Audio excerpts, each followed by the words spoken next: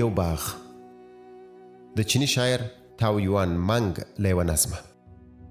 دا دروازه چې خلاصیږي د مشرق خواته، د دغه باغ پر ونو بیا رازرغونې سوې پاڼې، پاسې په څانګو کې مرغۍ جوړوي ځالې په شوق، په چونهار د سندریزه شان فضا لور په لور، لنده په پرخه د جنت سوه بیا هوا لور په لور.